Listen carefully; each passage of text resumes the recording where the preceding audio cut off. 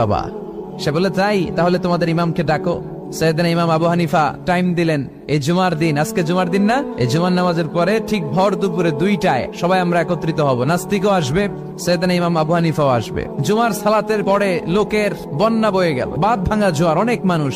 নাস্তিক এসেছে, লক্ষ লক্ষ লোক এসেছে, আসে নাই ইমাম আবু হানিফা।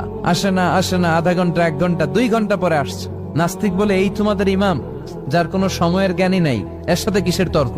সাইয়েদনা ইমাম আবু হানিফা বলে, ইনদি উযর, আমার ওজর আছে। কি ওজর?